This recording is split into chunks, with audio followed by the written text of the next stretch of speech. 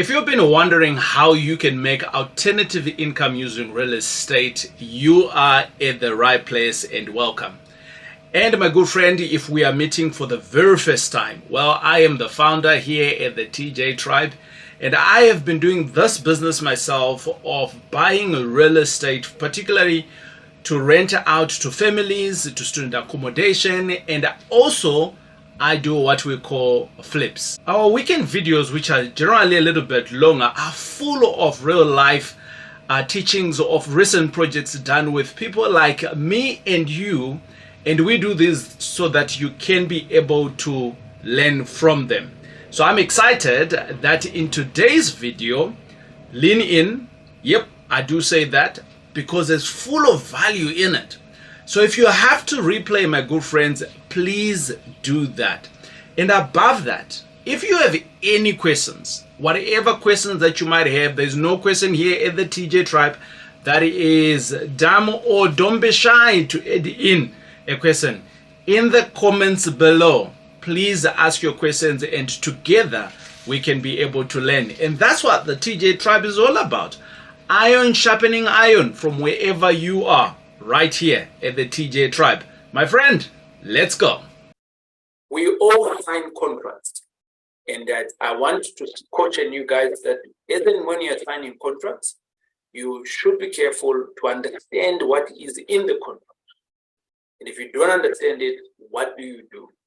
So today, I thought let me bring in a list, and within this, I want us to go through the offer to purchase contract, because in the offer to purchase as well, I have 3 other examples where someone else have also lost money by not reading their contract, and now they have paid a deposit, and now the other people now are saying that the deposit is going towards wasted fees. So how best can we avoid situations like that?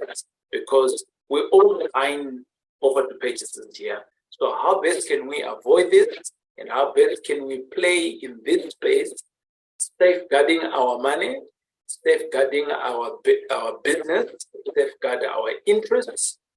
Not just about losing money, it's more than that, also because you're working with people.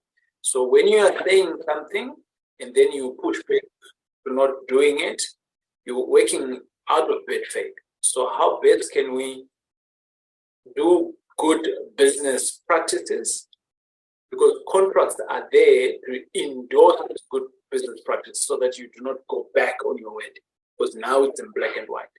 So I'm going to hand it over to Elise. Elise, good evening and welcome. Good evening. Thank you for having me. It's always great to be here. And everything that TJ is saying is so vitally important. And, you know, the big thing is most contracts, there's a lot of clauses that's quite standard. And, you know, I think the biggest thing is the clauses that people are completing that is not properly being completed. And I think also what is the implication linked to the contract that is important. So what I've done is I decided to just look at bring up 2 contracts. So on the one hand, I've got a contract here of an immovable property. So just by show of hands quickly, do you guys mostly buy sectional title or mostly immovable property that's like an F? Or is there no preference? I think, Rick, a lot of people here that are here, at least, they run away from sectional title. Really? They run away from sectional titles? There's no money in sectional title. Okay. You see, there I also learned something. I love it.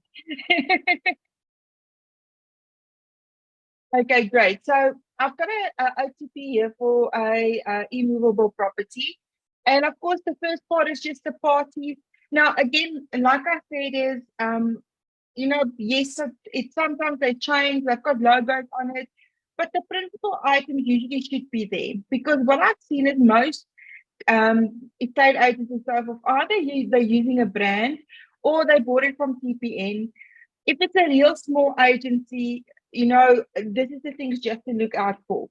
Make sure that the details are there, whether it's here in the beginning or at the later stage. if you're buying the property, it is quite important to put in the name. So if you're going to buy a property in a company to be registered, you must know that if you say in a company to be registered, the moment they can't proceed until that company is registered. So put in the company details, have all that information available if you're ready to sign the OTP, so that you are prepared. I mean, have like all a book with all the details or have a file on hand. So when you need to take those steps, that you put the correct details in there, as it, just to prevent a bit of delay. The definitions and the interpretations, guys, it's a lot of legal jargon, and yeah, there's nothing. If we have to go into each and every paragraph, it's going to take forever. For today, it's really just important to touch on the stuff that I see can give problems. Sometimes in the definitions, when they go out the property, if they don't have a secret schedule, that's where you put in the conveyance's name. As you guys know in the past, you can choose a conveyancer, or you can suggest a conveyancer. The sellers might ask them to say, no, they want to use the conveyancer they're using. Again, remember, a lot of agents prefer their attorneys, because the attorneys and the conveyancers, they pay them and treat them and do a lot of effort to keep those agents, to give them work, okay? So that's why they like giving their attorneys the conveyancing. So the big thing is always to ascertain is, are the seller really that linked? And if they insist on their attorney, then go and say, listen, Bob, my attorney would have given me a discounted rate. Is your attorney going to give you that? Is your attorney going to give me that discounted rate? Use that. It might help. Then this part, and just again, don't sign a document that's not completed. The agent must complete the stuff. I mean, they must get all of this, because even before they start marketing a property, or they've got the details, they will have the stand number and the full address and everything. So if you want to buy a property and that's not even completed, send it back and tell them to do their job. They must be able to complete who is the seller and who is the details. If it is, yeah, but they don't want you to contact the seller directly, it's fine. But they have to put in the name, because otherwise, what contract are you signing? It doesn't have the essential elements of a contract. And again, if you really wanted to go find out behind their back who's the seller, you could have done that with a live phone search or a windy. So you must tell them that, listen, if you wanted to go behind their back, you could have done that. So let them complete it properly, so that you make sure you have the correct address and everything. I've seen street addresses. You think it's 123 Bain Street, but because it's on the corner, it actually shows on the other side. So that is just one of the things that is super important. Does everybody in the room know what is transfer duty? Can I get a raise a hand emoji? Everybody that knows what is transfer duty? Okay. So transfer duty is this is a fee that you have to pay even over and above. Thank you for the thumbs up. It's even something that you have to pay over and above the attorney's fee. Okay. So properties less than $1 million, I'm not sure if it's 1.2 now, it's exempted from transfer duty, but it is payable if it's more than that. And even in installment sale agreement, even though you haven't taken possession of the property or you haven't paid the full amount, the moment you sign your installment sale agreement, that transfer duty is going to be liable within 6 months. Okay, so even if you do an installment sale agreement, this is something that you can actually, even in the beginning, ask the attorney that you can have an idea. There's even on some websites, and I'll get that to TJ, that you can see more or less what is the transfer duty going to be. That you can have an idea. So that is something that you have to pay even over and above the attorney. And of course, you guys, it's not, I don't know if there's any companies here that's VAT registered. So sometimes that doesn't really play a role. Okay. Any questions up to now? No typing, no questions. Great. Now, the purchase price, this is something that I saw in a contract recently, and I actually said, and I know the person is here, and I said, sorry, but the contract doesn't read logically. And when I say logically, it is sort of, you have to see how it's going. So you say, you make the offer here to say, listen, I want to buy the property for $1 million, for example. And then it says how you're going to pay that $1 million. Okay. So if you're going to pay a deposit, you have to write down the deposit, and it's ideal to say when the deposit will be due. Okay. Now, that is one of the things that we have discussed in the past, that we say, listen, if you're not comfortable giving an attorney a deposit, there's a way to get around it. But it's important to know that when that amount is due, and if you really wanted 7 days, especially if you're still getting your money together. Okay. So be sure you know when the deposit must be paid and if you are ready to pay the deposit. And then the big thing is, this contract now goes on to say that the money can be invested in an interest-bearing account, blah, blah, blah. You see, that's now a lot of things that I'm sort of skipping because that is quite standard. What is very important is the part where it says the balance if you can apply for a bond. Now, if I'm going to go there, I have to smile if this one is also now at the bottom. Yeah, you see this one is also at the bottom. So I'm just quickly scrolling down to the suspensive condition. The suspensive condition, guys, this is of utmost importance, okay? The reason for this is if you don't say that, if you say, I'm going to apply for a bond, and you don't have the suspensive condition, and it doesn't say clearly that if you don't get the bond, you're not going to be liable for anything. This is important because if you don't have it as a suspensive condition, it means the agent is going to be entitled to their commission. It means the seller can enforce the agreement. So that is why it is so super important to have a suspensive condition. And that is where the bank comes and says that you have to get a bond by a certain date. And even keep that date in mind. The parties, it usually says that you can ask for a further extension, but it is a written addendum that you do to the OTP. That's why the conveyancers, the moment they have the approval in principle, they start checking and say, okay, but did you get the bond? This is the time. Do we have to place you on terms? And all of that. If you miss the date, so say, for example, it says you have to get your bond approval by the 17th of November, and you didn't get it today, and you get it tomorrow, the contract is not enforceable. You can't come back and say, but this is the OTP, I still want the property. It lapsed. Make sense? And that's also one of the dates that you guys have to keep in mind when you have to put pressure on or work with your bond originator and all of this, is that's the date. And then also the amount. So say, for example, you said you're applying for a full bond, $1 million, not dollars, that would be nice, né? $1 million bond, and you only get 800,000. You did not fulfill the condition. It means this contract falls away. They can't come back to you and say to you that, listen, you now must go find the balance. This contract falls away because you did not fulfill the suspensive condition. Okay, so if you get less and you then want to go and pay the balance with cash, for example, or you want to negotiate something else, either you have to do an addendum and say, listen, the first bank only approved me for 80% or so forth. I have, funny enough, I actually have 200,000. Can we change it to this amount or this amount?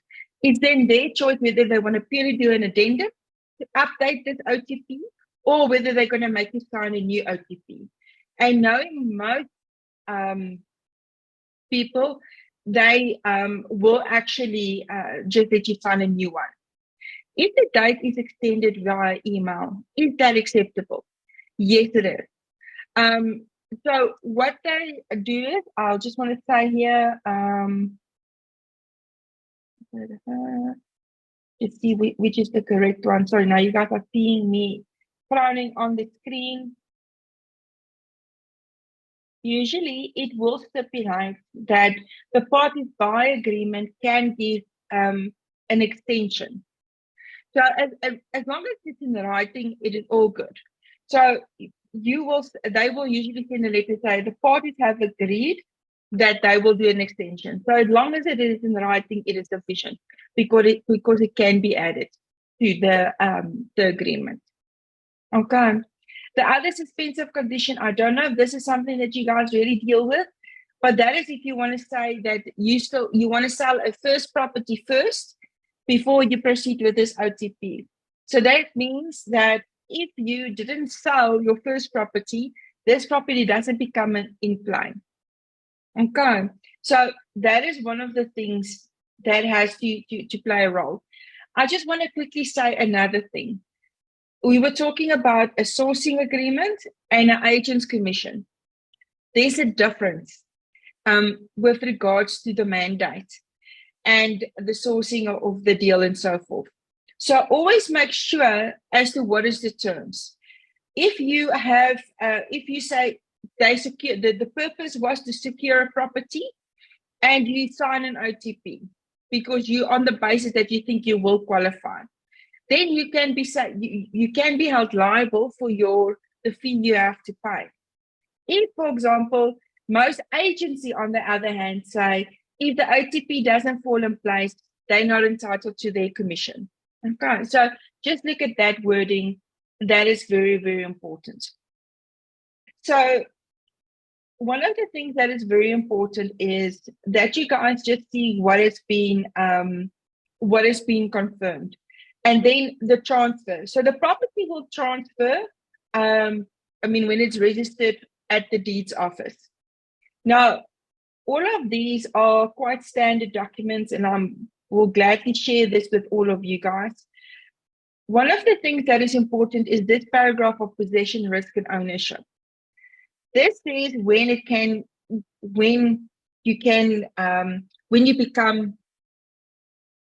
possession, when the risk comes to you.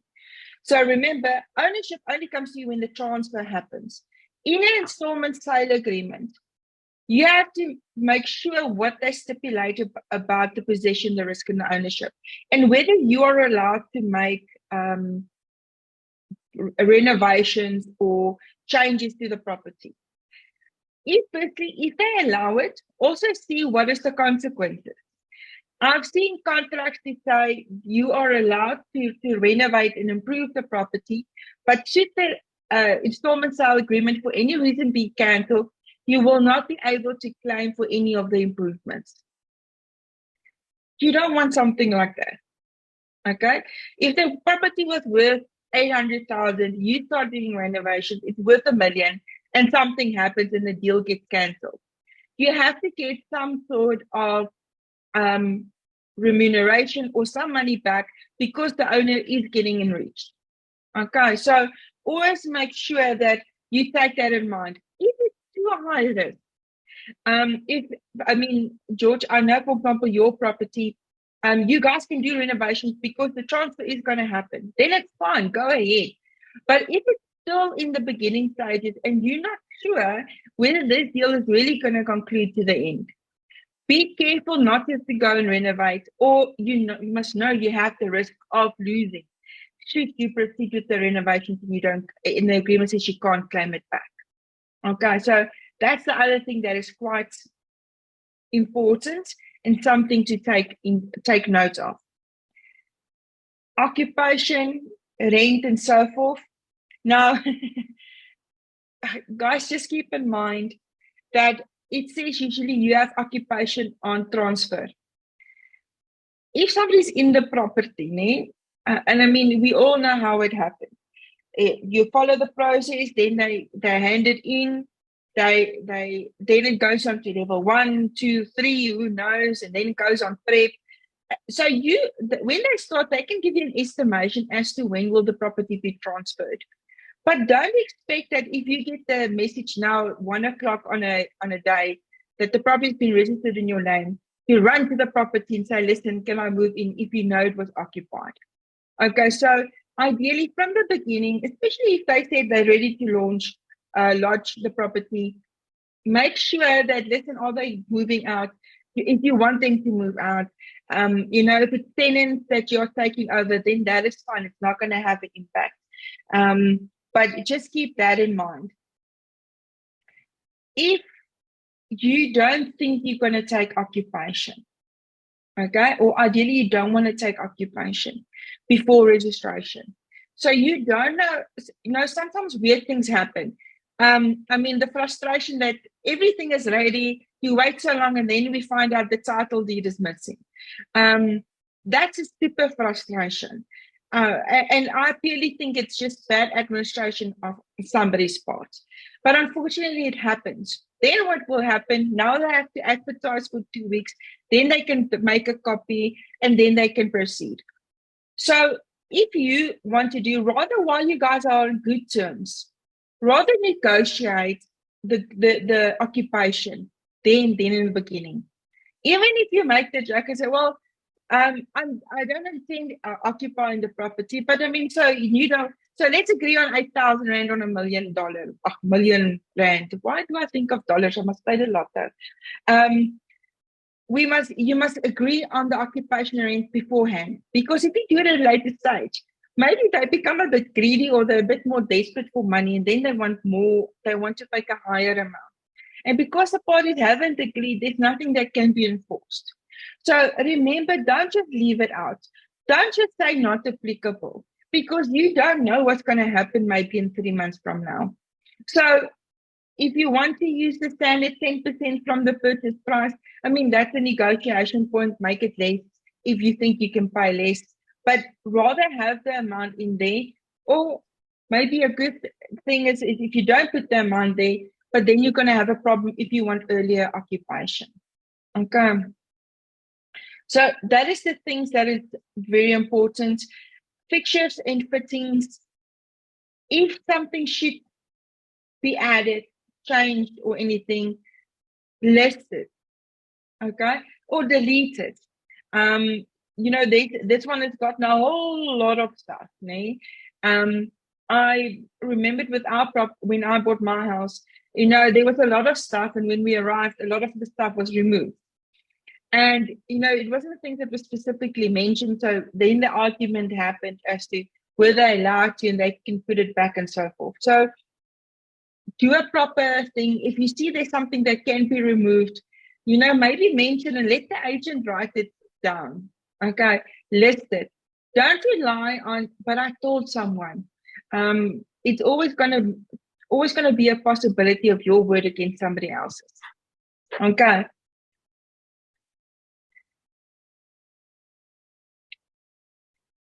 So and then the agent's commission, just check. So this agreement specifically doesn't refer to an agency agreement. So it says that it confirms that no agent commission is due and payable. So just check on the agreements as well, whether what they say with regards to the commission. And if there's commission, make sure the amounts are completed correctly. They will usually say 10%, but ask whether it's VAT inclusive or not. Okay, otherwise you make your figures and something, it has an impact. So just keep that in mind as well. Any questions? So, shall I ask it that way? So the first one that I wanted to highlight more specifically is more around this idea of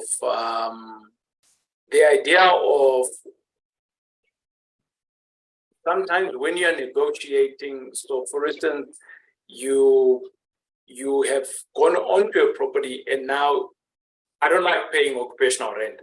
That's just me, George. He knows, everybody knows that I want to pay very little, nothing.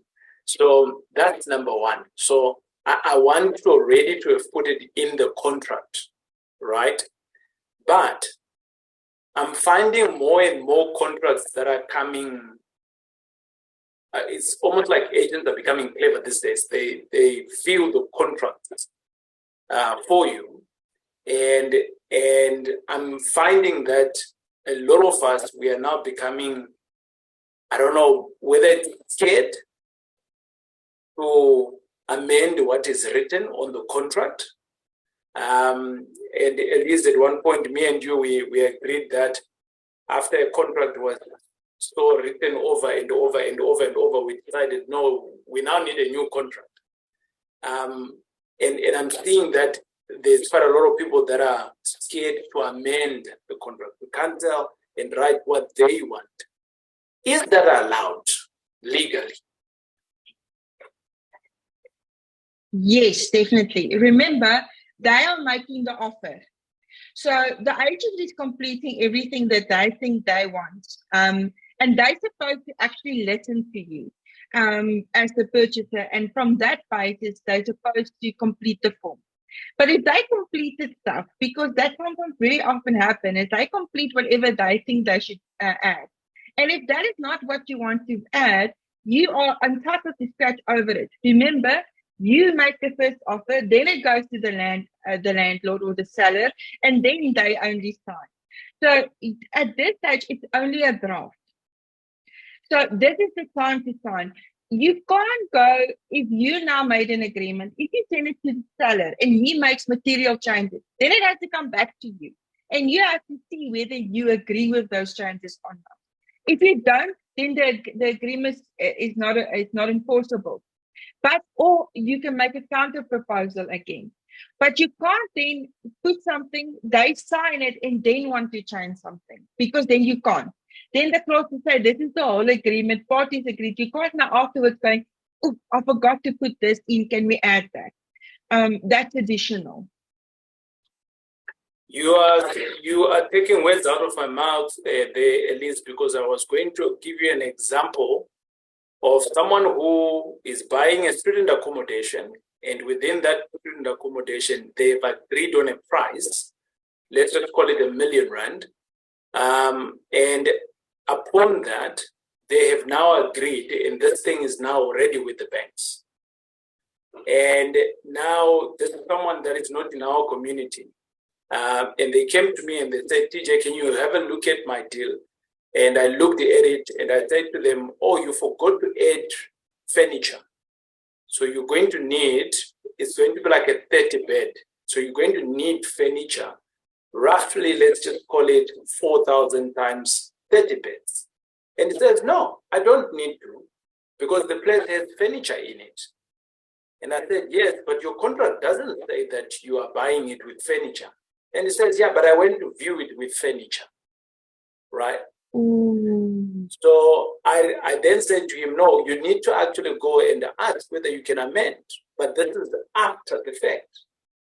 I knew very well that it wasn't going to go well.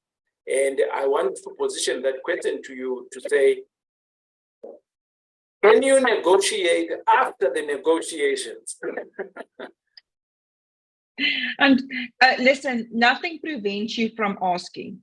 But that's not something you can enforce. I mean, you can't go back and say, but I saw it with furniture. I thought I'm going to get this. I think that's where the saying assuming is the worst thing that one can do. Cool. But TJ, the question in the chat is a very good question. I was going there now. You can go for it. Okay, so I'm just going to read it quickly. It says, here I am, got 100% approval, but the bank terms are not favorable to me as a purchaser. What then? The thing is, the suspensive condition says you have to qualify for $1 million, $1 million rand bond. It doesn't say that it has to be on your terms. So that is a very good one to have a look at. And one will have to specifically have a look and see whether it makes provision for favorable terms. Usually just make provision that you have to qualify for the bond.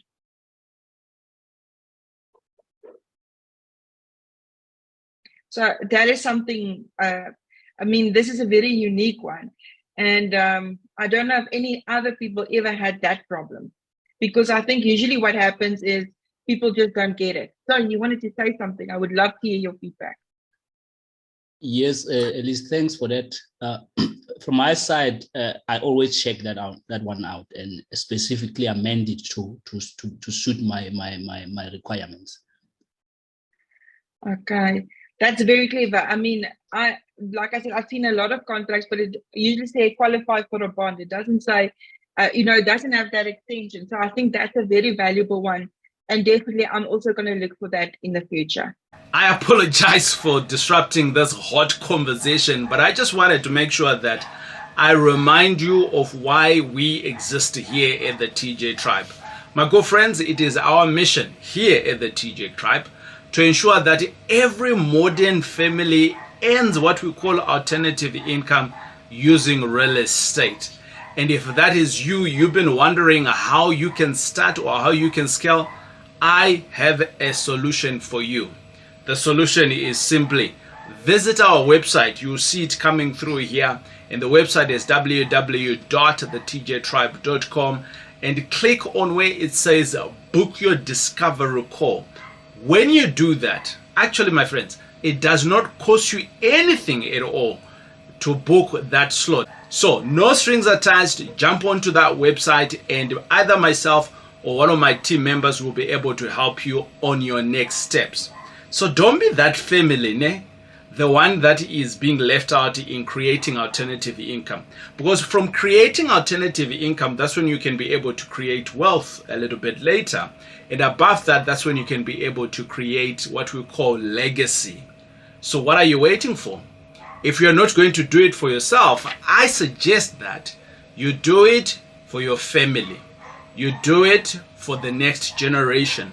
People that you might not be able to see, your relatives that you might not be able to see today, but because of what you are building today, they'll be able to say, Grandpa so and so, he built this.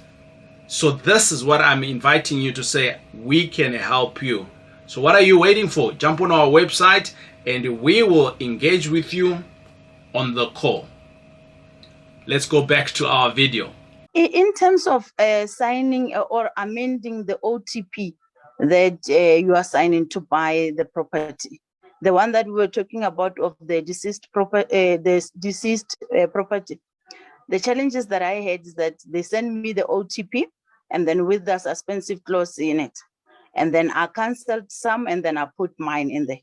And then when I send it back, they said I cannot change the suspensive clauses. I said no. But then I cannot buy the property with your condition. I can only buy the property with my condition. They said, no, the seller won't agree. Said, okay, no, it's fine. If then it's like that, then I won't be able to buy the property. Then later on, I think they involved their, they involved their lawyer in. And then the lawyer written the addendum. Basically, the addendum was canceling the OTP altogether, because it was talking things that is against the OTP. Then I told them, if it's like this, rather let's leave it because I won't buy it with the addendum. In that case, if then the agent is refusing my suspensive clauses, what do then I do? Should I just leave? Or because the other route that I did is that I knew another agent that knew the seller. And then I spoke to the agent that I'm buying the other property with, and then I spoke to that agent so that then I can go via them to buy that property, because then the seller doesn't want the property anymore, because in any ways in areas, but then the one that they've given the mandate to sell is the ones that are making all these issues. See, the thing is, what it sounds to me, just to clarify, is so the agent told you that the seller won't accept your conditions. Yeah. And the thing is, he can't make the choice. He still has an obligation to present it to the seller. They didn't even do that, because immediately I sent the OTP, then they send it back. Before I tell you what I think you should do, TJ, what is your opinion on this? A couple of things. So I do think that at any given time, we need to understand that the seller has appointed an estate agent, and in many a times the seller has given what they think to the estate agent. So the relationship is there, right? So that's the first thing that we need to recognize. I am going relationship before I go into transactional, okay? So that's the first thing. Then the second thing that we also need to recognize here is that in some cases, the seller might have already given the estate agent mandate to accept or to approve or to decline. Don't bring anything to me less than 1 million. That is something that's out there. We need to recognize that. Then the third thing around the relationship is that is the buyer, is this agent your agent? Or is this an agent that you have just met on the transaction? If the agent is your agent, and I'm going to say this, you need to create, we're in the business of creating relationships and then buying bricks and mortars. So if he is my agent, then I can ask the genuine questions. What is the real price here that I can buy? And so that we can make a deal. Because at the end of the day, remember that the agent is wanting to make commission. So obviously they would want to make a higher commission. But there are some agents that have come through to me on a deal that they know that this thing will never sell, right? But because I'm going to buy it at an X price, they know that, TJ, I haven't even advertised the thing anyway, and I just want you to get it off my plate. And they get whatever commission that they want you to get. Now, that's a different type of an agent. Now, let us assume that none of these things are in favor of you that I've just spoken about. What now? You are most welcome to escalate. So escalation number one is you can escalate to the principal in that office, right? Escalation number two is you can go to the practitioners, property practitioners. But that's all processes that are higher up. In normal cases, for me, if I end my escalation at the principal, if the principal reacts into my favor, then that's great. So for some of you that have gone out and view properties with estate agents, you always hear me asking, so who's your principal? Oh, okay, so how long have you worked with this principal? Why am I asking these questions? It's because I'm trying to gauge the relationship, right? Because there are some salespeople that are just salespeople, and then there are some that are an asset to that business. So if you are going to now come in and you are now objecting an asset of that estate agents, who's going to win? So that's my 2 cents around it, Elise. I think that's a very good thing, and I think that's from the practical side. The relationship, I think, is very important. I mean, at the end of the day, as long as you are sure that your agent is really genuine. I think I've also seen just a couple of agents that don't speak to the owners, and the owner might have just accept whatever you are offering, but they are keeping it because they don't want to give the lower amount because then they're getting less commission or it's eating into their commission. So I think that the why is to be able to look at that person. That's where the skills come in, as it's saying, and see from the person's behavior as to what to expect. So TJ, very good advice. Well, I am sure that you've been writing so many notes on this one. And I'm sure you probably have pages and pages of just the learnings that we got in today's video.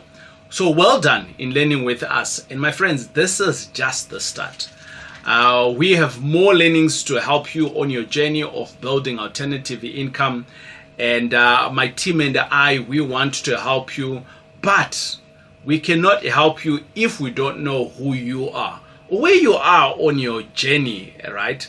So help me so that I can be able to help you. By doing that, all you need to do is just jump onto our website. You'll see it comes up here, www.thetjtribe.com. And all you need to do is to click on the link that says Discovery Call, book my slot for Discovery Call. And we will guide you on the next steps of how best you can be able to learn more. What you learned today is probably maybe about just maybe like a fraction of what we teach here at the TJ Tribe. So let me help you, but I can't help you if I don't know who you are, and I can't help you if I don't know where you are in your journey. I am eager to help you to make this year, or to rather guide you so that this year can become your best year ever in real estate. But above that, thanks for watching, and if you have to send this to someone else, please do that. Don't forget to share, and if you have commented, hey, we will check you out in the comments again. But don't forget to book that call. It is essential for your generation. It is essential for you creating an alternative income, and we want to help you. It is I, TJ.